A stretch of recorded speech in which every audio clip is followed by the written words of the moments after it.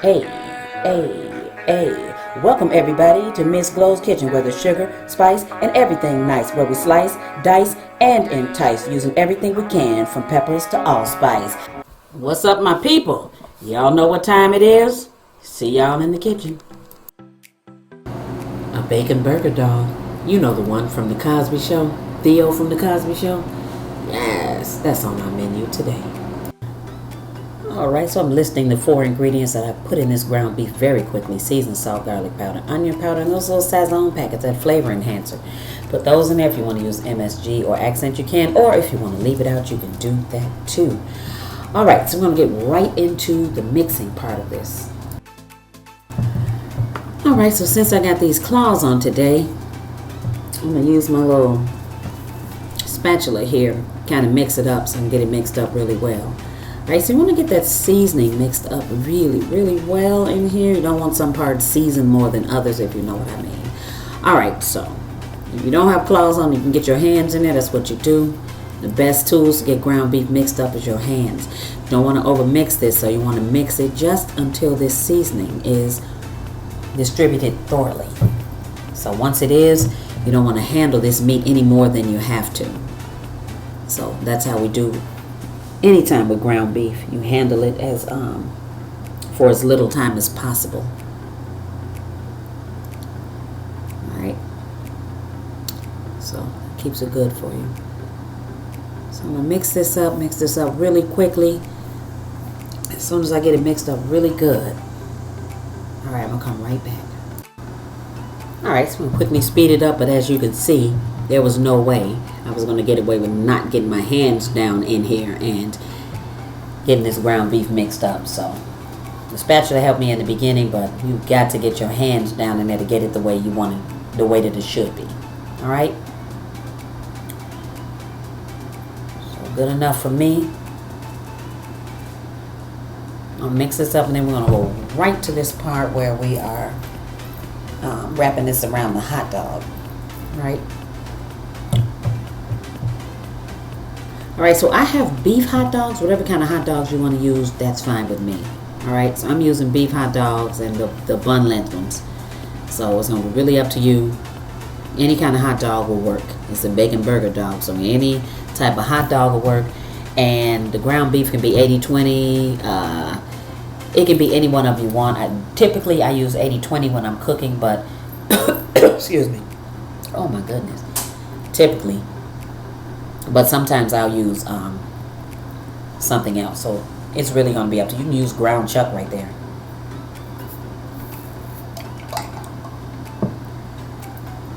Alright, so this is the part where we'll start assembling. So what's going to happen here is we're going to start getting this ground beef around the hot dog. So we want to make sure it's encapsulated fully.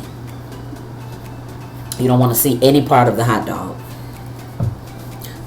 For presentation purposes, if you wanted to leave the ends of the hot dog sticking out and then you just wrapped it around the middle of it, it would work too.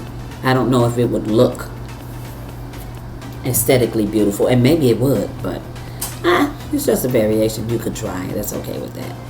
Alright, so I'm guessing as to how much meat I want around the hot dog. So that's going to vary with everybody, because you may want your burger a little bit thinner. You may want your burger thicker around that hot dog. So it's really up to you how big of a bite you want to take. If you want a big bacon burger dog, then shoot. Alright, so y'all remember Theo on the Cosby Show, because he was always talking about it. He wanted a bacon burger dog, bacon burger dog. And I know I was thinking the other day, I said, I'm going to attempt it. I'm going to try to make a bacon burger dog and then just put the toppings on there that I like. Because y'all know the toppings are just endless for hot dogs and hamburgers. They're just endless. So you got to put what you want to put on top of yours for sure. Alright, so watch this.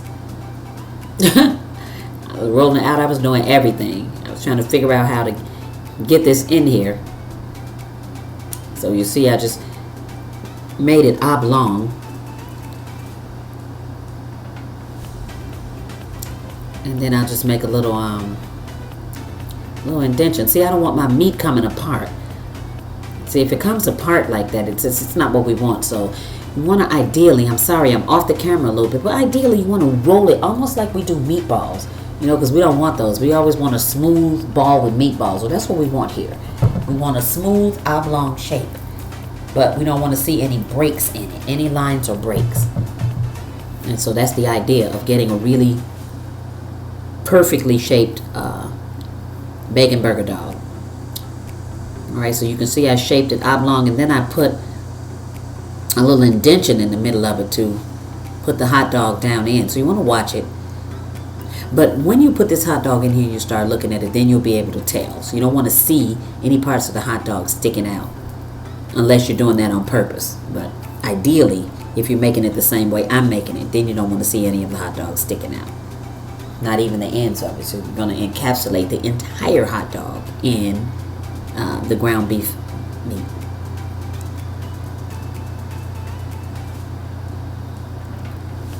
Alright, so here's where I'll start shaping it. Alright, so here's where you will too. So you're going to make sure your ends are closed. Then you're going to come down, you're just going to work that seam. Because you want a seamless burger. So you don't want to see where you closed it. Alright, I'm not realizing that I'm off camera a little bit right there. I'm sorry, I'm really sorry. But alright, so you can see the top part of it where I'm just moving that meat around there. So what I'm doing now is I'm just shaping it really nicely around here. Alright, so that's what you want to do too. So you want to make it as seamless as possible, as humanly possible. Alright. Alright, so now we've got the hot dog inside of the ground beef, and now we'll put the bacon around. So very quickly, wrap your bacon all around it. You can put a toothpick if you want to, but I didn't do that. So just wrap your bacon nicely around there, and we're good to go. And that's what it should look like when you're done. Now at this point we're going to freeze these, because we'll keep the meat together and the bacon around there better if we freeze it. Now we're moving on to the next part. We're going to put it on the grill, but before I start talking about that, if you haven't hit that like button, please do so now. Hit that like button. Subscribe to my channel. Alright, hit that share button and hit that bell for notifications, so you'll be one of the first ones to know when I put a new video up. Alright, so we're going to put this over direct heat right now. Alright, so I got one side of the grill lit, the other side one is not. That's the indirect heat side. So we're going to put this over direct heat. So you can see a bit of a flame coming up. Now I don't want to burn these, so you see I'm moving them over. But the fact that the fat from the bacon is going to make it flame up. So we have to be really careful and make sure that we watch these and we move them around. Alright, I just don't want to keep the lid to the grill open, but if that's what you want to do, that's fine. So you can do this the way that you want to do it. If you want to cook this on an open grill, you can. It'll still work out just fine. Alright, close it. I just wanted you to see that I closed it for a couple minutes. I'm going to open it right back again, alright? Because I'm going to make sure that flame, see how that flame's licking up right there? I don't want that flame to burn my bacon. I don't want it to burn any part of the meat, as a matter of fact. So, and as I said before earlier, that these are frozen. So I froze these for about 2 or 3 hours. So they're frozen, pretty solid. And I wanted to do that. But if you want to freeze them for like 45 minutes or something like that, that'll work too. So that's really going to be up to you. These are easy to make and they're so good, so just make sure you watch them when they're on the grill. So alright, so again I'm turning them over, not moving them that far, but I'm turning them over. I just want to make sure there's no flame underneath. Alright, and so I'm turning that because I want to make sure too that the bacon doesn't unravel from around there. As it gets warmer, it starts cooking and we don't get the bacon to come off. We don't want that. But that is another variation too. I might add, if you want to do the hot dog and then put the hamburger meat around it, well, if you want to fry the bacon, chop it up and then sprinkle it over that, you would do that. So you don't necessarily have to wrap this in bacon. So that's just another way it can be done. And it'll still be a bacon burger dog because the bacon will still be on there. Alright, so that'll be up to you. You can see I'm going to close it, open it, close and open. But not much after this. I'm going to... Alright, there we go. I'm going to take it away from that flame. Alright. Can't stand the heat, stay out the kitchen. Or stay off the grill in this case. Look at that flame. Yes. So obviously while that flame is coming up, I do have other things that I'm going to put on here besides the bacon burger dog, of course. I do have hot dogs and burgers. And so what I'm going to do here is I'm going to utilize that flame. So you see I want to put the hot dogs right there because I like them burned a little bit. Alright, so I'm going to turn them because I don't want them to burn too much. I don't want them to burn to a crisp, of course. So I'm doing this, but I'm still watching those bacon burger dogs over there because I want to make sure that they don't burn. And so you're going to cook your ground beef to the way that you normally eat your burgers. So if you normally eat your burgers like a medium, or that's what you're going to do. You're going to keep this on there long enough for that ground beef to cook to like a medium. So I kind of like mine medium well, so it's going to cook for a little while for me.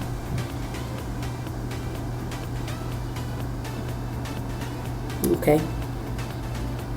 So this is good. I'm moving them up where the flame is, but I'm going to keep turning them too because I don't want them to burn. So that is one of my favorite sayings for sure, in the kitchen and on the grill. Turn it, don't burn it. Turn it, don't burn it. But in this case, we're going to get a little char on these hot dogs because I like the way they taste coming off the grill with a little char on them. Alright.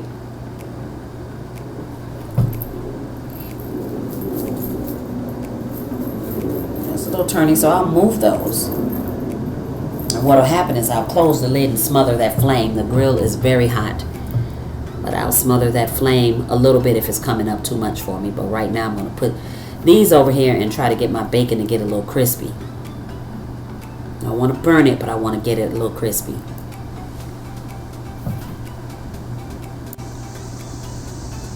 Alright, you can see it's smoking up a storm, darling. It is smoking out here.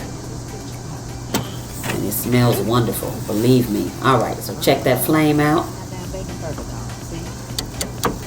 Again, I tell you, the fat from the bacon is going to make that flame flare up like that. For sure, so.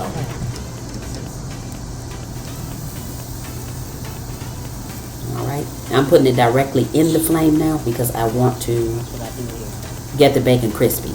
Crispier than it is. So it's cooking, but it's not as crispy right now as I like it, so. I'm going to do it directly in the flame. Now, if you do your food, it's very obvious, but I'm going to say this anyway. If you start cooking your food in that flame on the grill, do not walk away for not even a second. Stay there with that flame going like that. Stay there and keep turning it. Keep turning it so you can see now.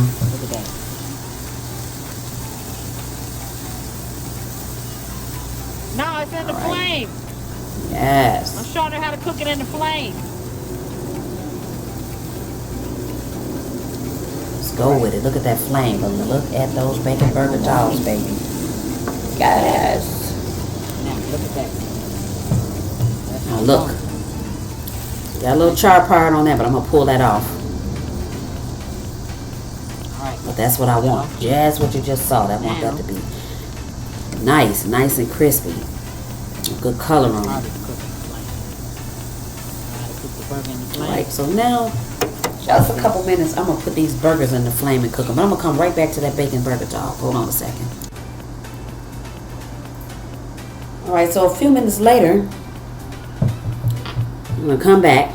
So I move the burgers, let the flame die down, and I move the bacon burger dogs over there. So what I was doing right there was just opening to make sure there was no flame underneath those because they're cooking on indirect heat now. They don't need to be in that fire or on direct heat anymore.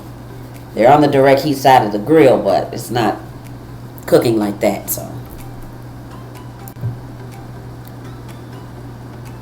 all right, open again. Check that out. See, it flamed up under there again, but oh, that's okay. That's quite all right.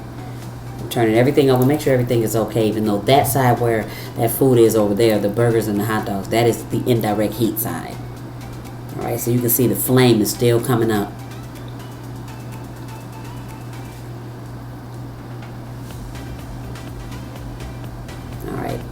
Just close it for a couple seconds. Put this flame out. So I'm going to open it right back. I'm going to show you what this looks like. Alright, check that out. Look at that. Yes, that's precisely what we want. Yep, that's perfect. And it's juicy. Look at that. It's juice dripping off it. Yes! So we're in the kitchen, up to the assembly part. I've taken it off the grill. I let it rest for a couple minutes. Check that out. Look at that. That is perfectly wrapped. That is beautiful. Look at that. Alright, so what I decided to put on mine was tomatoes, mustard, and hot peppers. But the possibilities are endless. Relish, barbecue sauce, whatever you might want to put on it. Lettuce, onions. You can put anything on here you want to. You can dress this. And this is a really great tasting bacon burger dog. And trust me when I tell you that, it really is. Alright, so I didn't taste it on camera, but I'm going to show you what it looked like once I was done assembling it. Alright, and this is what it looks like assembled. And I'm going to cut it in half and let you see it. Y'all better go make this. Thanks for watching. See y'all next time. As always, I appreciate you. Hit that like, subscribe, and share. Thank you.